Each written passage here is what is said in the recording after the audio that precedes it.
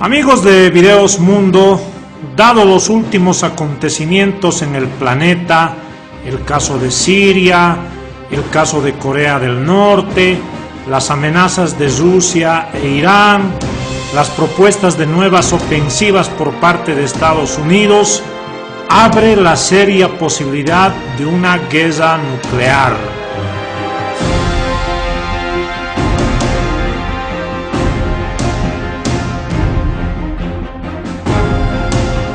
A continuación he subido al canal dos videos que lo he recopilado en uno donde se habla este delicado tema.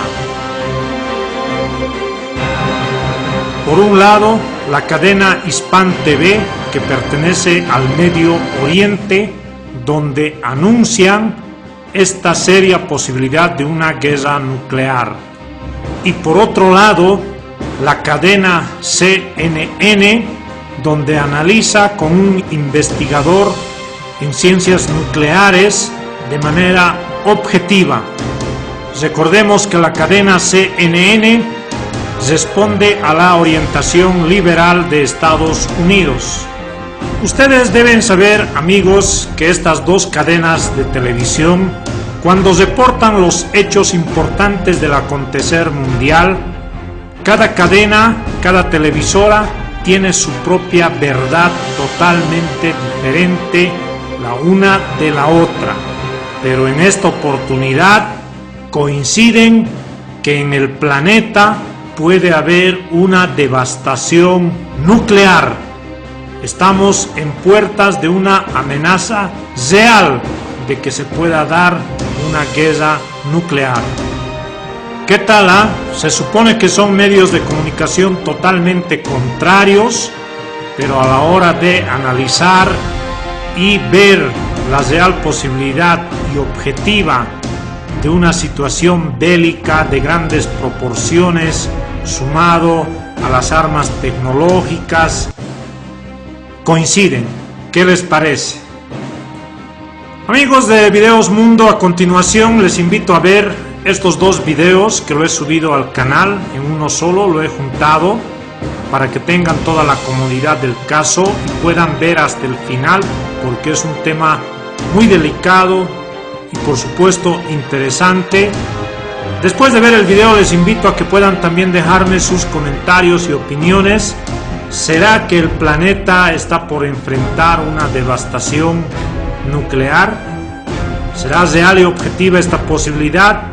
Por favor, déjenme sus opiniones y comentarios, que los vamos a leer muy atentamente.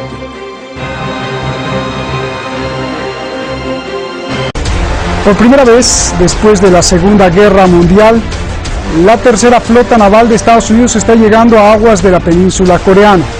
Llega para reforzar a la séptima flota. Hay alerta militar total en el Océano Pacífico. ¿Alguien quiere guerra? Donald Trump ordenó que sus barcos letales se agrupen, llevan ya una misión y están listos para dejar en llamas a Corea del Norte. Solo esperan la orden de Washington. Corea del Norte contesta, y cito textual, que le clavará un cuchillo en la garganta a Estados Unidos y que está lista para aniquilar a sus barcos y a sus aviones.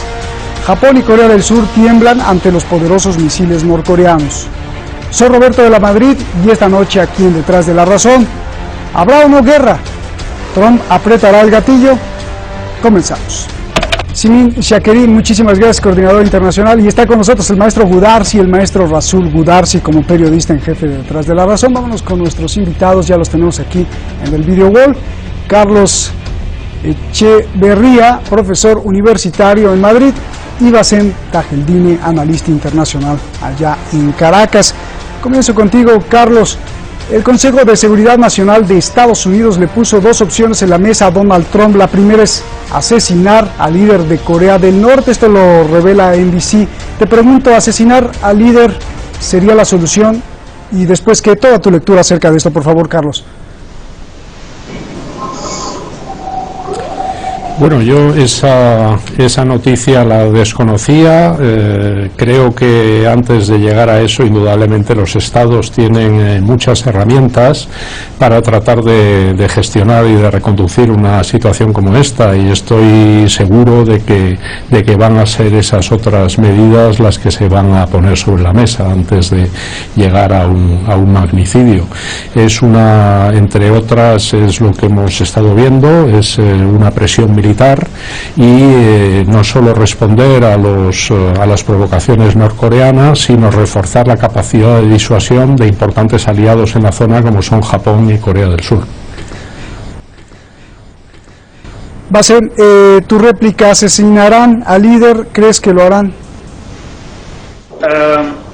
Mira, han habido sueños eternos, muy largos, muy viejos, por parte de Estados Unidos, de acabar con cualquier gobierno, bajo ese realismo político que define la política exterior de Estados Unidos, de acabar con cualquier gobierno que se intrometa a sus intereses, que no puedan ellos torcer el brazo. Y Corea del Norte, entre muchos otros gobiernos en el mundo, ha sido siempre una piedra en el zapato, ha sido siempre un estorbo para los intereses de Estados Unidos. Pero sobre todo, ha sido también un factor de conflictividad necesaria en la región para justificar todo ese avance militar, toda esa venta armamentística que han tenido allí Estados Unidos. Por tanto, quizás ellos tengan ese sueño profundo, ese sueño de acabar con el líder norcoreano, pero una cosa es tener ese sueño, hacerlos en película. Ayer veía una película de esas películas hollywoodenses donde asesinaban al líder coreano. Ahora una cosa es esto y otra cosa es la realidad, otra cosa es que puedan hacerlo. Corea del Norte ha desarrollado una capacidad defensiva interesantísima y por tanto un pueblo también que defiende a su líder. Uno tiene que aceptar las diferencias que uno pueda tener, que los gobiernos y las diferentes ideas que puedan haber en el mundo en torno a cómo construir una sociedad de acuerdo a la cultura, a la particularidad histórica de ese pueblo, pero ahí está, un pueblo que defiende a su líder y ha sido muy difícil para Estados Unidos acabar con ese líder. Bien. Carlos, la otra opción que plantea el Consejo de Seguridad Nacional de Estados Unidos, que se lo plantea Donald Trump, es las armas nucleares. A pesar de que tu posición es conciliatoria, ¿qué opinas de esto? Bueno, el uso de armas nucleares es evidentemente una opción, pero a buen seguro es la última de las opciones, porque es un arma definitiva, aunque hay armas nucleares de distintas capacidades. No olvidemos que estamos en la última frontera de Guerra Fría que queda en el mundo, la que separa Corea del Norte y Corea del Sur. Es verdad que ahora entre Rusia y los Estados Unidos algunos hablan de que se vuelve a un ambiente de Guerra Fría, pero en realidad la Guerra Fría ya terminó allá por 1989-90 y dejó una frontera que ha permanecido intacta durante décadas y que es una frontera donde la tensión entre Corea del Norte y Corea del Sur, entre los dos modelos, es una realidad. Es una frontera tan vulnerable y tan volátil y tan compleja que se ha conseguido durante largas décadas evitar precisamente la escalada que lleve al uso de las armas nucleares. Yo no veo por qué, aunque la crisis no de la que estamos analizando ahora, sino que se arrastra desde hace meses, incluso años, desde 2006, con esas provocaciones norcoreanas, con sus pruebas nucleares y con sus lanzamientos de misiles, no veo por qué ahora se va a llegar irremisiblemente al uso de armas nucleares. Hay otras opciones y las partes yo creo que están y seguirán estando interesadas en usar esas opciones antes de usar el arma nuclear. Bien, yo tampoco vería por qué, Carlos, pero lo que sí estamos viendo es que la tercera flota, por ejemplo, nunca había estado ahí desde la Segunda Guerra Mundial y hoy está llegando ahí y parecería que va en serio. Te lo pregunto a ti, Bassem, ¿va en serio? ¿Serán capaces de dispararle a Norcorea o le tendrán miedo o le dispararán algún misil? ¿Tú qué crees que pase? Mira, yo creo que sería muy difícil llegar a esa aventura militar con Corea del Norte, un país que ha logrado desarrollar una capacidad defensiva impresionante, que es quizás lo que más irrita a los Estados Unidos y a sus lacayos de la región, de la imposibilidad que tienen ellos de poder acabar con un gobierno que ha logrado defenderse. Es allí el punto clave, es allí esa capacidad defensiva lo que hace a Corea del Norte y su política y su acción completamente disuasiva en la región. Es decir, Bassem, ¿tú crees que Estados Unidos... una acción disuasiva que evita, que prohíbe, que cohíbe a los Estados Unidos de llegar a una situación verdaderamente lamentable, y que yo creo que ni siquiera ellos quisieran llegar a ese momento, a ese contexto de una guerra que podría transformarse rápidamente en una guerra de carácter nuclear, porque estamos hablando de un país que posee una capacidad disuasiva nuclear. Pero ¿tú crees que no tenga el poder Estados Unidos como para vencer a Corea del Norte? ¿Eso es lo que estás diciendo?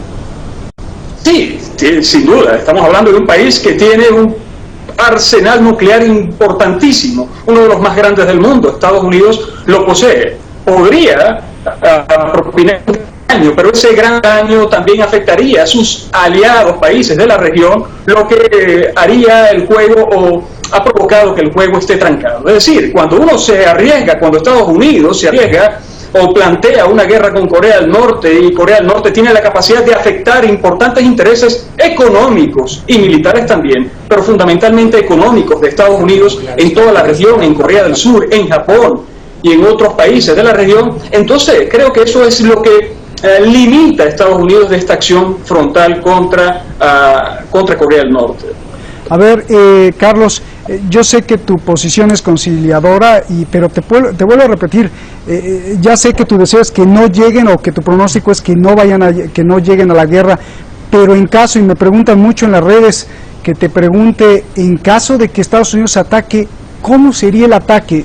Tú como analista y como profesor de Relaciones Internacionales, ¿cómo sería el ataque de Estados Unidos a Corea del Norte? Bueno, un ataque contra ese país habría que situarlo en un contexto, porque no hemos nombrado hasta ahora la República Popular de China. Es decir, que en esta partida, que efectivamente da la impresión de que es más peligrosa que en otras ocasiones, hay otros actores también que juegan su partida. La República Popular China es fundamental, es un punto de apoyo prácticamente el único que tiene Corea del Norte, pero es un país que también, y sobre todo en los últimos tiempos, ha empezado a aplicarle medidas de coerción, entre otras las sanciones en el Consejo de Seguridad.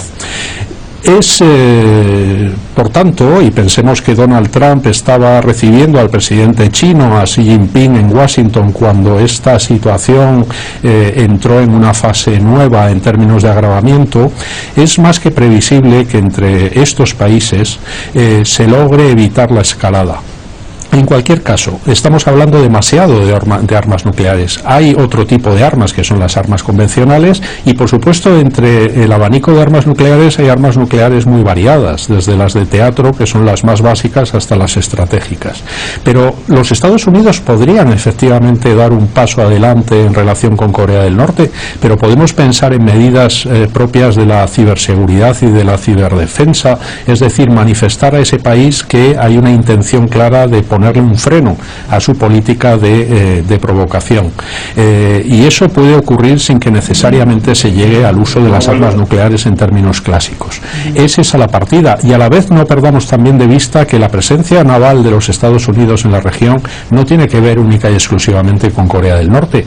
No olvidemos que la partida que se está jugando y se va a jugar en los próximos meses y años tiene también como participante a China, que es un país que cada vez tiene una presencia mayor en términos militares en la región y que genera problemas en términos bilaterales con países como Corea del Sur, como Japón, como Filipinas y otros. Por tanto, es una zona muy militarizada que lo va a seguir estando, y Corea del Norte efectivamente es un actor que, aparte de nuclear, porque ha manifestado que tiene armas nucleares con sus explosiones, con sus pruebas nucleares, y que ha mostrado también que tiene un I+D respetable, porque tiene también una política espacial y tiene una generosa política de misiles, y ha diseminado tecnología de misiles a países terceros.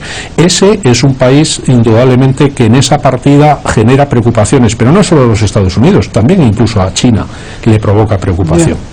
A ver, Bassem, el jefe del Comité de Defensa del Senado ruso, Víctor Oserbov, alerta en este momento que la decisión de Donald Trump, el envío de la flota de guerra de Estados Unidos, puede provocar, sí, que el líder coreano responda precipitadamente y entonces sí se arme el gran conflicto. ¿Cuál es tu análisis de lo que dice Rusia? Yo escuchaba a Carlos, a quien estás entrevistando, creo que desde España, y él hablaba de la política provocativa de el líder coreano, de Corea del Norte, de la República Popular y Democrática de Corea. Y estamos viendo hoy que quien ha estado desde siempre provocando, acorralando, sancionando, bloqueando a Corea del Norte es Estados Unidos y los países que le hacen la comparsa en la región. Es decir, la política provocativa la estamos viendo hoy más que nunca con el envío de esta tercera flota hacia Corea del Norte, lo que podría, y nadie lo quiere, por algún error humano, provocar una catástrofe en la región. Mira, yo no creo en esa política de Estados Unidos de tratar a través de la fuerza, tratar de buscar, es decir, utilizar esto como un disuasivo para presionar a Corea del Norte a que se desarme. Si Corea del Norte llegase a desarmarse, podría ocurrirle lo mismo que ocurrió con Irak y con otros países como Libia también más recientemente. Podría ser acabada, y eso lo entiende muy bien Corea del Norte, la dirigencia coreana. Repito, podemos estar en desacuerdo con la política que implementa en su país, pero ya eso es un asunto de los coreanos, es un asunto propio del pueblo norcoreano para dirimir en esto. Ahora estamos viendo una situación bastante peligrosa que se está deviniendo en la región y que esto podría llevar a un conflicto que nadie desea, inclusive que ni siquiera los Estados Unidos desea, porque tendría mucho más que perder en la región. Bien, Carlos, ¿por qué está tan valiente Corea del Norte? ¿Por qué ha sido tan valiente el líder norcoreano? Me preguntan mucho que si detrás de Norcorea está en realidad China. Bueno, China está, y me atrevería a decir que incluso está a su pesar, en el sentido de que desde la perspectiva china está claro que tiene que seguir manteniendo el statu quo en la región, porque el debilitamiento del régimen norcoreano podría automáticamente llevar a un reforzamiento de la presencia occidental en la península de Corea y en el Pacífico occidental. Es decir, que ahí China tiene claras las ideas y a la vez tiene la dificultad en términos diplomáticos de tener que gestionar las relaciones con un líder que es un líder complejo. De hecho, esas declaraciones del alto cargo ruso nos ponen en evidencia que estamos hablando de un líder imprevisible. Y no perdamos de vista que pertenece a una dinastía. Corea del Norte es un régimen totalitario, lo fundó el abuelo del presidente actual, continuó en el poder su padre y ahora su hijo. Desde que está en el poder Kim Jong-un, se ha disparado en progresión geométrica tanto las pruebas nucleares como las pruebas de misiles. Es decir, es un líder provocador, es un líder. Pero eso no estaría ordenado por China. Ese arsenal heredado, Carlos, y que mantiene y desarrolla, está jugando una partida extremadamente peligrosa en la región. ¿Eso no estaría ordenado por China, Carlos? Yo creo que no, porque en los intereses chinos no está el disparar la tensión como se está disparando. Otra cosa es que China tenga indudablemente una política muy cauta en relación con Corea del Norte, y que China, es verdad que en sus declaraciones acusa a las dos partes, es decir, a los Estados Unidos primero, por aquello de su proyección en la región, y también a Corea del Norte. Y en ese sentido, China es un actor fundamental para desactivar crisis como la actual, pero siempre hay un margen de maniobra que tiene el líder norcoreano que efectivamente nos debe de preocupar a todos, porque todos queremos creer, yo el primero, que esta va a ser una crisis más y que pasaremos página, pero como decía también antes, los antecedentes de Kim Jong-un en el poder son los de un líder que está jugando sus bazas en términos provocadores, desarrollando su armamento nuclear y provocando no solo a los Estados Unidos, sino a sus vecinos más inmediatos, porque hablamos poco de Corea del Sur y de Japón, y son estados que también tienen sus percepciones de seguridad que son tan legítimas como las de los demás. Oye, Carlos, antes de pasar con Bassem, ¿es Estados Unidos el único que tiene que actuar contra todos los que cree que son peligrosos?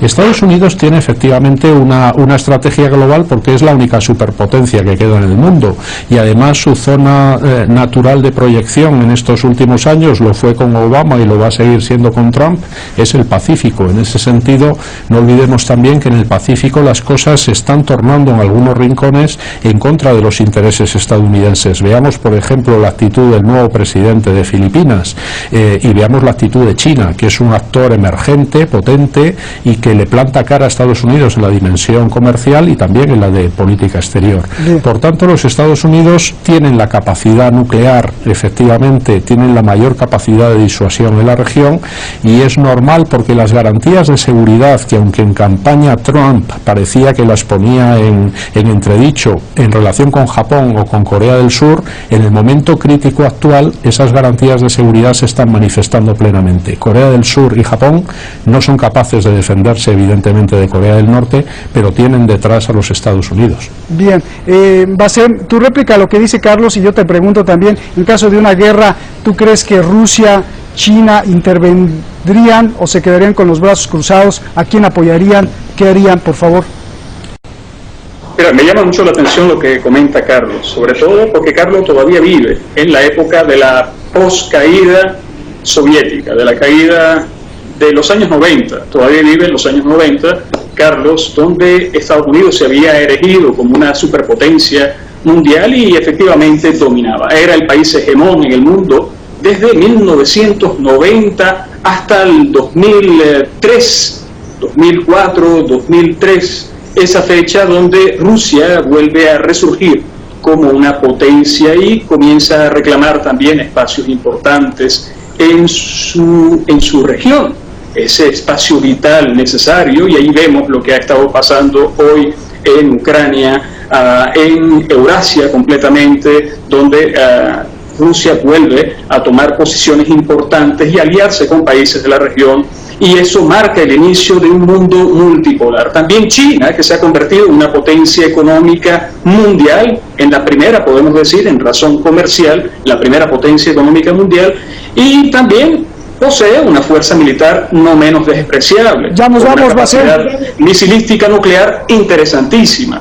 También Irán, entre otros países, son potencias medias. Creo que no entiende ese contexto Carlos. Ahora, en ese ámbito, ¿qué podría pasar si vemos, si revisamos el historial de agresión de Estados Unidos? El repertorio, Estados Unidos lo tiene más grueso, el repertorio de provocaciones y de agresión, Estados Unidos lo tiene más grueso, y de hecho, muy cerca de allí, en 1945, Estados Unidos utilizó una bomba nuclear contra un país que es hoy su lacayo favorito, que es Japón. Por cierto, si se llegase a una acción militar contra Corea del Norte, sin duda desembocaría en una acción de carácter nuclear, porque Corea del Norte tiene la capacidad defensiva para propinar un daño importante económico y militar a Estados Unidos en la región. Nos vemos. ¿Pero qué pasaría con China? ¿Qué pasaría con Rusia? Sin duda, China es la más afectada. Y tendría alguna participación, quiera o no quiera China, tendría que marcar una posición importante. La primera y la más importante de China es evitar que se llegue a una conflagración nuclear con Corea del Norte. Bien, eso sería desastroso. Te agradezco mucho. China, tenemos que Estados cortar. Unidos especialmente. Gracias, Carlos, Bassem, muchísimas gracias a los dos. Se nos fue el tiempo, como siempre. Gracias. Hace pocos días, el Premio Nobel de la Paz, Mohamed El-Baradei, el exdirector general de la Agencia Internacional de Energía Atómica, advirtió al mundo de que estamos yendo a pasos acelerados a un nuevo conflicto nuclear. Según dijo el doctor El-Baradei, las declaraciones del presidente de Estados Unidos, Donald Trump, del presidente ruso, Vladimir Putin, de Irán, de Corea del Norte, todo eso está provocando la mayor amenaza de una guerra nuclear en más de 50 años. Y simultáneamente, un reciente editorial del New York Times condenó las declaraciones de Trump de que no le asustaría una nueva carrera nuclear y señaló que la posibilidad de un conflicto nuclear, esto es el New York Times, está aumentando porque estamos en una coyuntura más inestable que antes por varios motivos, por la personalidad impulsiva de Trump y por la creciente agresividad de Irán, de Rusia y de China. ¿Son exageradas estas advertencias o no? Se lo vamos a preguntar directamente al Premio Nobel de la Paz, Mohamed El-Baradei. Vamos a ver lo que nos dijo y luego lo vamos a analizar con varios expertos. Vamos a tener en nuestros estudios al doctor Luis Fleischmann, profesor de la Universidad de Barry y asesor para el Centro de Políticas de Seguridad en Washington. Y desde Moscú vamos a tener a Xavier Colás, corresponsal del diario El Mundo de España en Rusia. Bueno, empecemos con la entrevista al Premio Nobel de la Paz y exdirector de la Agencia Internacional de Energía Atómica, Mohamed El-Baradei. Lo entrevistamos desde Colombia, donde estaba participando en una reunión de premios Nobel, y hablamos con él pocos días después de que Irán lanzara una prueba de misil balístico y Trump respondiera con un semi-ultimátum advirtiéndole a Irán que está en la mira de Estados Unidos. Empecemos con la entrevista.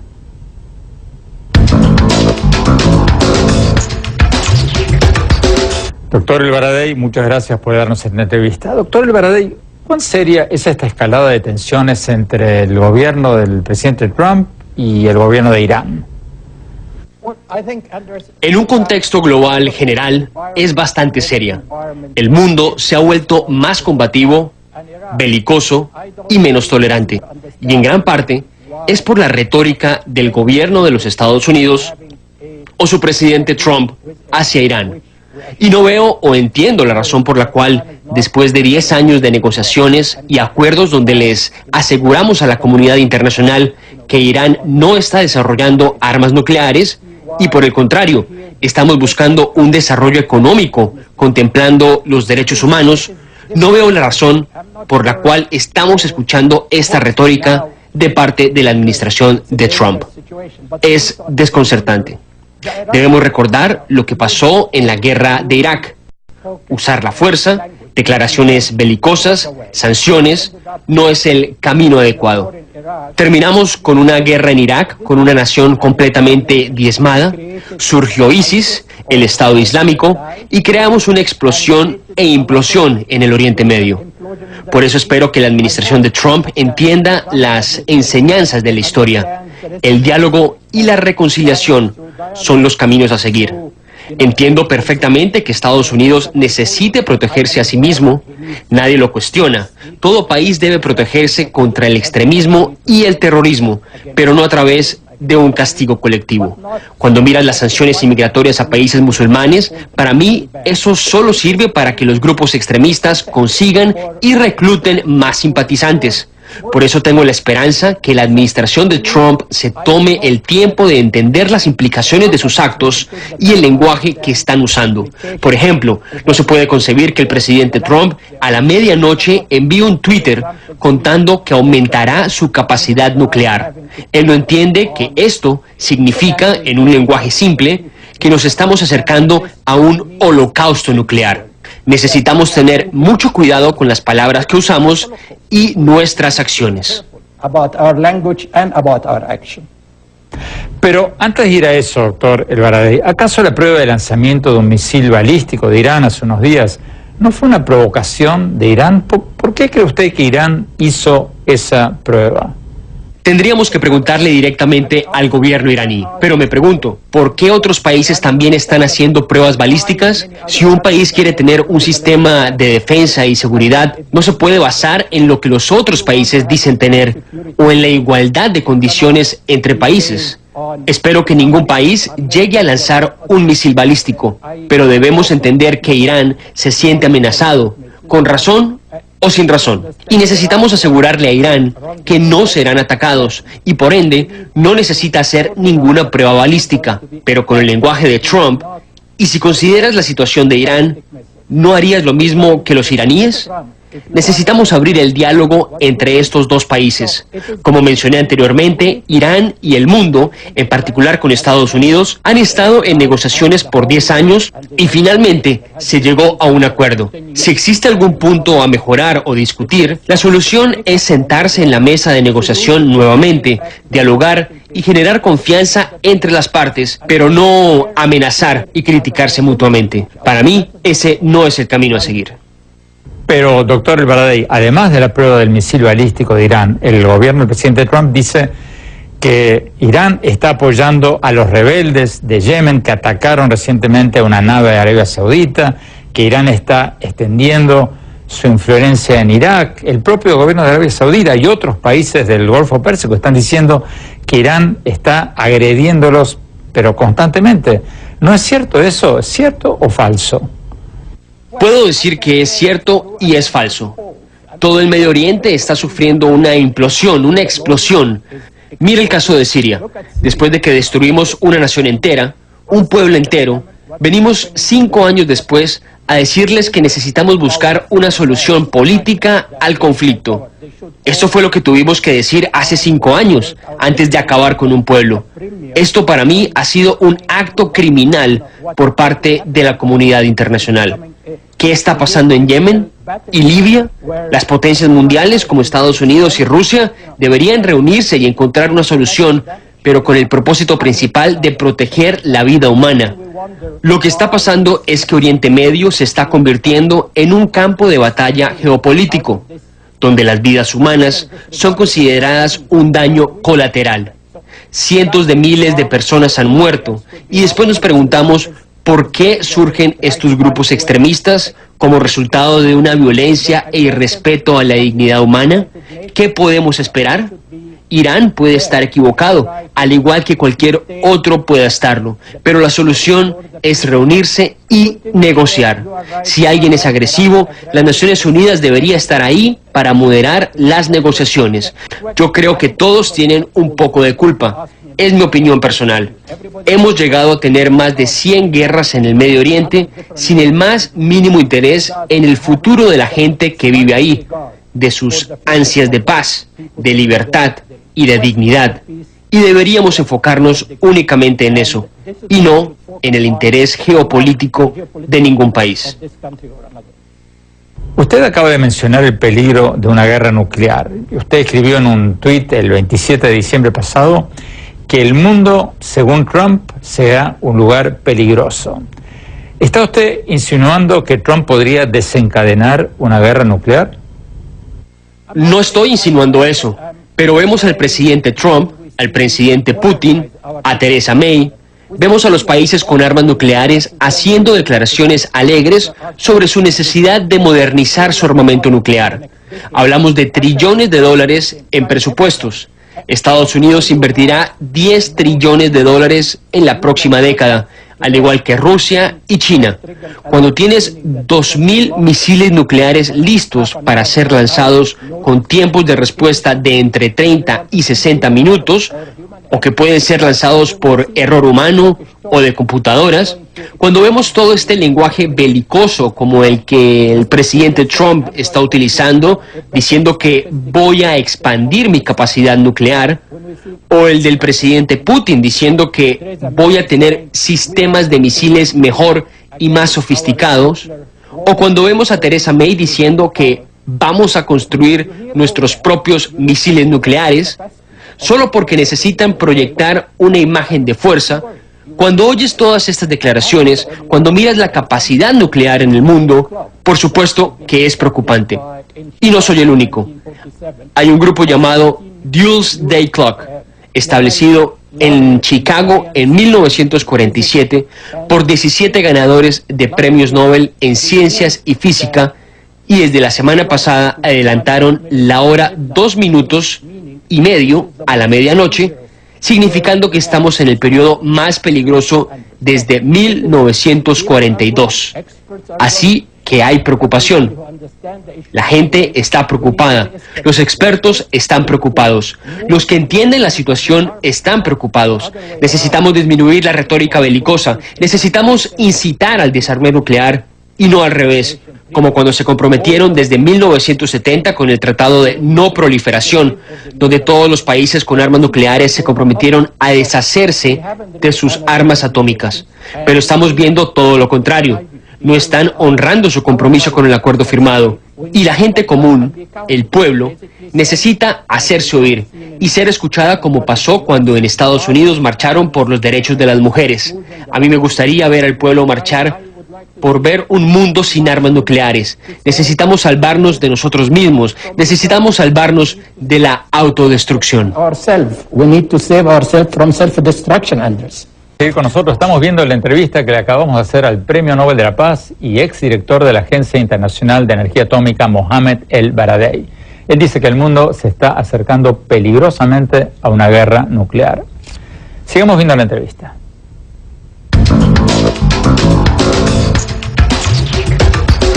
Doctor El-Baradei, ¿Irán está cumpliendo con el tratado nuclear que firmó el año pasado con Estados Unidos y otros países o sigue desarrollando su programa nuclear?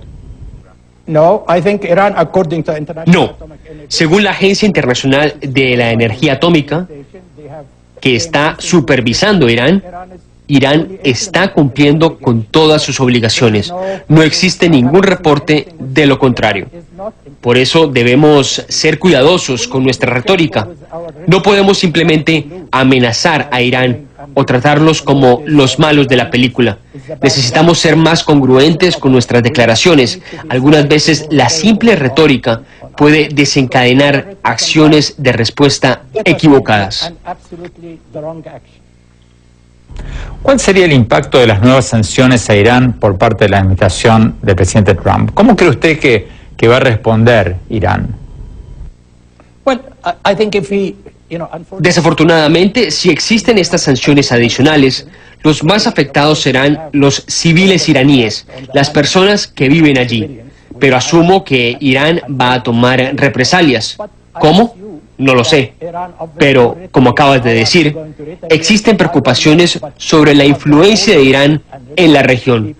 De lo que sí estoy seguro es que Irán no se quedará con los brazos cruzados y buscará retaliación, como cualquier otro país cuando le imponen sanciones. El problema es cuando venga la contrarretaliación para Irán y así sucesivamente iremos yendo en la dirección menos adecuada.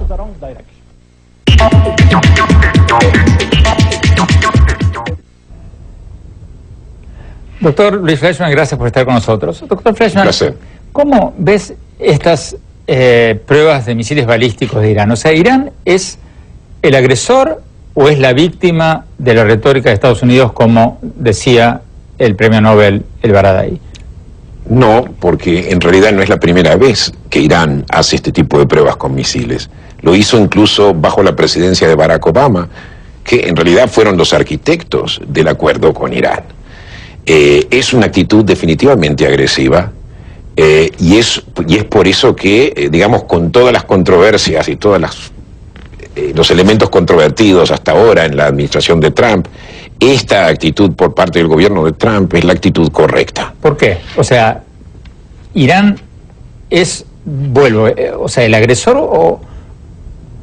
A ver, ¿cómo? Bueno, Irán por definición es un agresor. El problema Porque el Baradei está diciendo que todos los países hacen pruebas nucleares y que Irán es uno de ellos.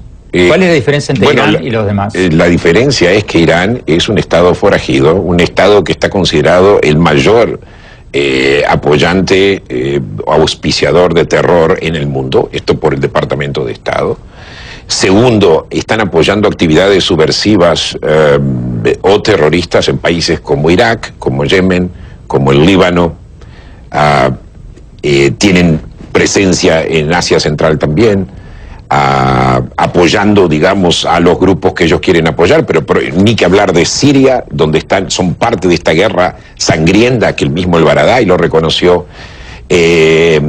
Y por otro lado, el acuerdo nuclear no incluye este tipo de actividades terroristas y subversivas, en realidad lo excluye, y lo que dijo el presidente Obama hace unos meses en una entrevista que le dio a Jeffrey Goldberg es precisamente que él está de acuerdo en que Arabia Saudita y los países árabes tienen que compartir la región con Irán. De alguna forma se le dio luz verde a Irán para que continúe con todo este tipo de acciones. Entonces, en ese sentido, hacerles la sanción o sancionarlos por esta prueba balística es lo correcto hacer. Es lo correcto hacer porque es una forma de Estados Unidos de decir no vamos a tolerar ninguna violación. Es verdad lo que dijo El-Baradei, hasta ahora no hubo violaciones mayores del acuerdo nuclear. Por parte de Irán. Por parte de Irán. Pero recordemos que el peligro de Irán, por definición, por lo que te dije antes, es peligroso si no cumple con los acuerdos, pero también si cumple con los acuerdos. Por las actividades extracurriculares. Por las actividades extracurriculares y por el otro lado, porque en 12 años ya no van a existir los mecanismos de monitoreo del programa nuclear. Y al no existir, ellos directamente pueden ir y desarrollar el arma nuclear en un periodo relativamente corto. O sea que Irán es un riesgo y la forma como fue firmado el acuerdo es un riesgo. Tenemos que ir a un corte que le acabamos de hacer al Premio Nobel de la Paz y exdirector de la Agencia Internacional de Energía Atómica, Mohamed El-Baradei. Él dice que el mundo se está acercando peligrosamente a una guerra nuclear. Sigamos con la entrevista.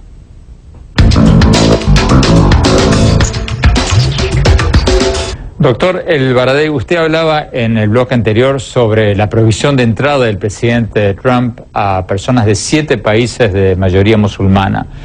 ¿Cuál será el impacto de esas sanciones migratorias de Estados Unidos en la región si llegan a ser implementadas? Tendría definitivamente un impacto terrible, un castigo colectivo, o como lo llaman en Estados Unidos, una prohibición de entrada para gente de países musulmanes. Simplemente le daría más fuerza y más argumentos a los extremistas que quieran presentar este conflicto como una guerra entre dos civilizaciones. Y eso es absolutamente falso. No hay una guerra entre los más de 1.500 millones de musulmanes contra los cristianos. Estamos regresando a los tiempos medievales, donde se mataban por diferencias religiosas, de razas, color de la piel o del lenguaje. Cuando veo que el ex primer ministro de Noruega fue detenido en el aeropuerto de Dallas por haber visitado a Irán en el año 2014 y que venía a participar en una cumbre de premio Nobel y fue detenido e interrogado por 1 hora y media solo por el hecho de haber visitado a Irán en el 2014, ¿crees tú que esto es una política adecuada? ¿Crees que esto nos va a acercar? ¿Crees que este es el mensaje que debemos transmitir? Estas son las preguntas que me tienen desconcertado. Bueno, muchos coincidimos con algunas de sus críticas, pero es un hecho también que Estados Unidos ha sido atacado y está siendo amenazado por el terrorismo de estos grupos fundamentalistas islámicos. Pregunta, ¿el mundo islámico no debería hacer mucho más de lo que está haciendo para convertir a los terroristas que se están escudando detrás de la religión, detrás del Islam? ¿Por qué no hay protestas masivas en el mundo islámico contra los terroristas de ISIS, del Estado Islámico, que matan a inocentes en Estados Unidos y en Europa? Sí, creo que debería haber una protesta y que la gente debería estar indignada. Pero veo su punto de vista y pienso que tenemos una crisis en la región, donde los extremistas usan el Islam como un marco ideológico equivocado. Necesitamos trabajar en el mundo del Islam y mostrarles que están equivocados, y parte de eso se consigue con una reforma religiosa, donde les enseñemos que el Islam es una religión que predica paz y no violencia. Estoy de acuerdo con que no hemos hecho lo suficiente en este tema y realizo un llamado a todos en el mundo árabe para que lo hagamos, porque se tiene que hacer. Pero la solución no es un castigo colectivo prohibiendo la entrada a Estados Unidos por el hecho de ser musulmán. Hay mucho trabajo que se tiene que hacer de ambos lados. Pero, ¿qué no se está haciendo? Los Estados Unidos está realizando algo equivocado en este momento y el Estado Islámico no está haciendo lo suficiente. Concretamente, doctor El-Baradei, ¿cómo podría el mundo occidental ayudar a que se produzca esa reforma religiosa en el mundo islámico? Creo que esta reforma debería venir directamente del Estado Islámico, pero Occidente podría ayudar invirtiendo en educación. La educación es la clave. La forma como nos entendemos a nosotros mismos, nuestros valores, nuestra religión, nuestro ambiente, es diferente cuando tienes una educación apropiada. También podrían invertir en el desarrollo social y económico. La pobreza es el arma más mortal de destrucción masiva y tenemos mucha desigualdad o falta de equidad en el Medio Oriente y en el mundo musulmán. Y no debería ser así, pues tenemos demasiados recursos, pero también desigualdad. Así que si hablara por la religión de Occidente, invertiría principalmente en educación y ayudaría a estos países en desarrollo socioeconómico y en solidarizarse con los pueblos, no con los dictadores que tienen sus gobiernos, y entender que la gente está reprimida, sin dignidad humana, y cuando no te tratan como un ser humano, difícilmente puedes actuar como uno.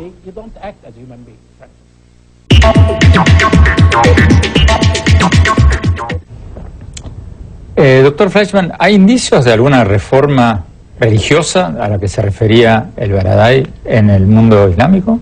Bueno, yo creo que cómo se lleva a cabo esta reforma religiosa, no, pero que hay retórica en favor de una reforma religiosa, sí. Lo escuchamos al Sisi hace unos meses. Al presidente egipcio. Al presidente egipcio, en realidad hace un año, ya en enero pasado, él hizo una declaración diciendo de que el Islam tiene que reformarse. Sí, pero al mismo tiempo el Baradei está diciendo de que el Occidente debería dejar de apoyar a los dictadores, y el Sisi es uno de ellos. Bueno, sin duda. Sin duda, y es verdad lo que él dice, que los islamistas en realidad se aprovechan también de una situación de vulnerabilidad, y habló de una reforma general que tiene que ser una reforma de educación. O sea, el nivel de analfabetismo es altísimo en el mundo árabe, el nivel de desempleo es altísimo, estamos hablando de más del 40% de desempleo. Las estadísticas son horripilantes. El mundo árabe es un mundo en decadencia, es un mundo en una crisis total. Y en este momento los árabes son los que tienen que lidiar con eso, sea lo que sea. Yo en realidad estoy en contra de culpar al Occidente. Esos son, digamos, es el legado que viene de la época colonial. O sea, todos los males que tenemos ahora es por culpa del Occidente. Yo totalmente rechazo eso, pienso que es la responsabilidad de los países árabes en ese sentido. Lo que sí yo estoy de acuerdo con el Baradei es en el hecho de que la retórica nuclear es obviamente un problema. Y pienso que lo que tiene que hacer Trump, y aprovechando sus buenas relaciones con Putin, es justamente volver a la detente. Sí, y bajar la retórica, porque ahí van a tener más legitimidad para monitorear a Irán. En ese sentido estoy totalmente de acuerdo con el doctor Tenemos que ir a un Baradei. corte y ya volvemos, seguimos con la entrevista con el Premio Nobel El Baradei. Estamos analizando la entrevista que le hicimos al Premio Nobel de la Paz y exdirector de la Agencia Internacional de Energía Atómica, Mohamed El Baradei. Él dice que el mundo se está acercando peligrosamente a una guerra nuclear. Vamos a Moscú, hablando con el corresponsal del diario El Mundo en Rusia, Xavier Colás. Hablamos con él hace pocas horas, veamos lo que nos dijo.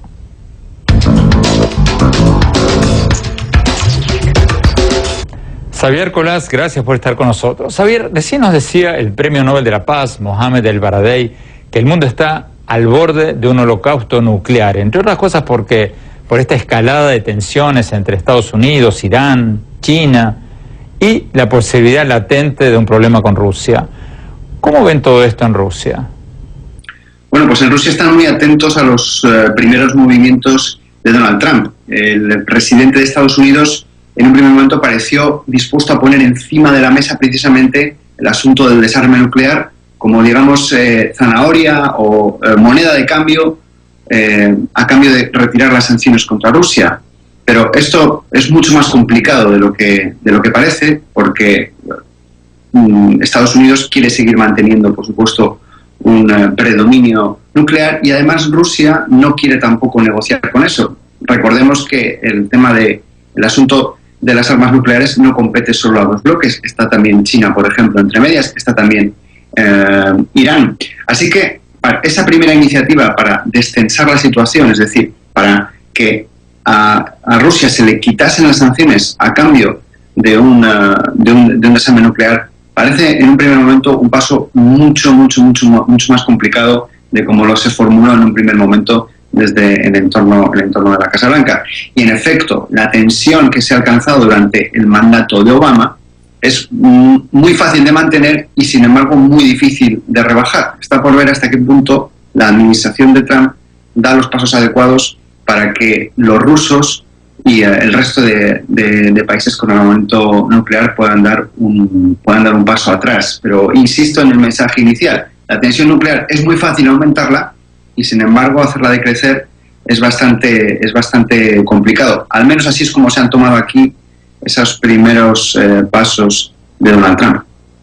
¿Tú crees, Javier, que esta luna de miel entre Trump y Putin va a durar? ¿O ambos se están midiendo, se están observando y van a terminar a las patadas? Es difícil predecir, pero sí que puedo asegurar que los rusos están más que nada a la expectativa. Sí que es verdad que en el caso ruso, la otra alternativa, es decir, la alternativa a Trump, que era Hillary Clinton, les resultaba tan desfavorable y tan antipática que en un primer momento se alegraron de la victoria de Trump. Difícilmente lo ha podido esconder el gobierno ruso, aunque siempre insiste en su neutralidad. Pero Hillary Clinton ya forma parte del pasado. Ahora es Trump el que está al mando de la Casa Blanca y los rusos están atentos para ver por dónde va a salir, porque es verdad que es tal vez uno de los presidentes más impredecibles que hemos tenido en los últimos tiempos. El propio carácter de Trump, y esto ya es una opinión personal, es algo preocupante para el Kremlin porque el poder ruso es algo que ha ido en aumento, su predominancia, sobre todo en sus áreas de influencia, en Ucrania, en Siria, etcétera, ha ido en aumento, pero no les gusta la política temeraria. Si alguien tiene que jugar lo que ellos llaman lo que se llama la wild card, quieren ser ellos. Y les gusta tener enfrente a socios, como ellos dicen, en otros casos aliados, en otros casos directamente adversarios, que sean predecibles. El carácter impredecible de Trump es un problema para Rusia y puede ser también un problema para el conjunto de los países occidentales, porque a Rusia le gusta ser esa parte impredecible en la ecuación. No quieren tener enfrente otra variable que no saben por dónde va a salir.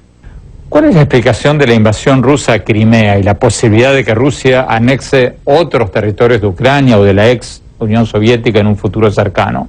¿Rusia es una potencia en ascenso o por el contrario es un país quebrado económicamente con un presidente que está haciendo todo esto porque necesita proyectar una imagen de fuerza?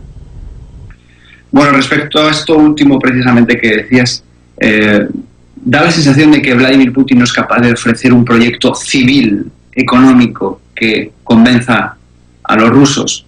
Durante los años en los que subieron los precios de los hidrocarburos fue más sencillo mejorar el nivel de vida, pero ahora el país sigue dependiendo de lo mismo que antes, con lo cual la mejor salida para el gobierno ha sido precisamente estas aventuras en Ucrania, en Crimea en concreto, y en Siria, pero sobre todo Ucrania ha sido lo que ha dado más popularidad, lo que ha ayudado a Putin a recuperar la popularidad que había perdido por culpa del inmovilismo político y después la crisis económica. Es difícil imaginar ahora más ocupaciones o más avance de Rusia en Ucrania, pero también hay que recordar que también nos costaba mucho imaginarlo antes de Crimea.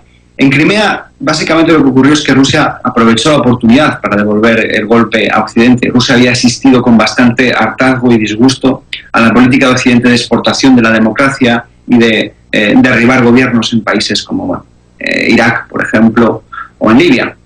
Y en ese momento vio que tenía esa población de esa península, al menos una mayoría, a favor, y que el gobierno ucraniano en ese momento estaba desmantelado, el Estado ucraniano, con el cambio de poder.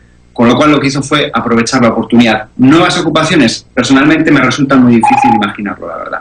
Creo que no lo llegaremos a ver. Pero esa amenaza está ahí, y de hecho los países bálticos están muy preocupados ante la posibilidad de un nuevo avance de Rusia precisamente en esa zona. Estonia, Letonia y Lituania son países que también tienen una minoría rusoparlante y también se sienten vulnerables ante ese poder en ascenso de Rusia, difícil de predecir. Y Rusia sabe que es contemplada como un poder impredecible y por eso está jugando sus cartas también en ese sentido.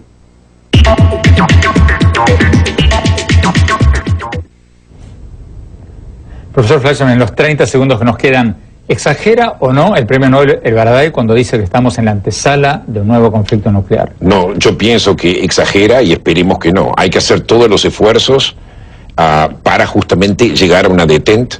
Las relaciones con Rusia se pueden aprovechar para lograr un acuerdo en Siria, que va a ser muy difícil, pero por lo menos eso, un acuerdo en Ucrania y Crimea, y obviamente un acuerdo de reducción de armas nucleares. También, incluso con el tema de Irán, Rusia y Irán están aliados hoy en día. Rusia también se puede usar para poner presión a Irán. Eso sería fundamental. Muchísimas gracias, doctor Fleischmann. Bueno, Mi opinión sobre el programa de hoy, sobre la entrevista que le hicimos al Premio Nobel de la Paz Mohamed El-Baradei, el exdirector de la Agencia Internacional de Energía Atómica, quien nos dijo que el mundo se está acercando peligrosamente a un holocausto nuclear. Sus palabras. Creo que el doctor El-Baradei fue un poco generoso con Irán en esta entrevista, porque dijo que Irán se siente amenazado con o sin razón y que las pruebas de misiles balísticos de Irán podrían ser explicadas como una defensa de ese país, de Irán, contra una potencial agresión extranjera. Creo que estuvo demasiado piadoso ahí, porque, no nos engañemos, Irán no es un país cualquiera, ni mucho menos una víctima. Irán es un país gobernado por un régimen teocrático que apoya a grupos terroristas y fundamentalistas como Hezbollah y Hamas en el Medio Oriente. Es un país que ha amenazado abiertamente a otros con borrarlos del mapa. Eso no lo hace Estados Unidos, ni Rusia, ni China, por lo menos abiertamente. Es un país que, entre otras cosas, ha sido acusado oficialmente de haber ordenado atentados terroristas contra la Embajada de Israel en Argentina en 1992 y contra la Mutual Israelita en Buenos Aires 2 años después, que dejaron 200 muertos y centenares de heridos. O sea, Irán no es un país cualquiera, es un país acusado por buena parte de la comunidad internacional de ser un promotor y ejecutor del terrorismo. Ahora, en lo que tiene razón el premio Nobel El-Baradei es en cuestionar las declaraciones del presidente Trump de que no le importaría entrar en una carrera nuclear.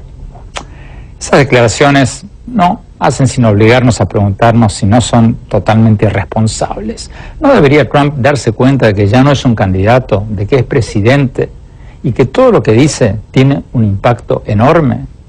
Creo que estamos en una coyuntura muy peligrosa, porque en Estados Unidos, en Rusia, en China, en Irán, en Corea del Norte, bueno, todos están mostrando sus músculos para proyectar una imagen de fuerza y nadie los está controlando. Estos presidentes están jugando con fuego. En pocas semanas, en el mes de marzo, van a empezar las negociaciones en las Naciones Unidas para un nuevo tratado para prohibir las armas nucleares. Ojalá que este tema pase pronto a las primeras planas y que el mundo se ponga en alerta sobre el peligro nuclear, porque es una amenaza que nunca ha desaparecido y que, como nos decía hoy el premio Nobel El-Baradei, está volviendo a resurgir.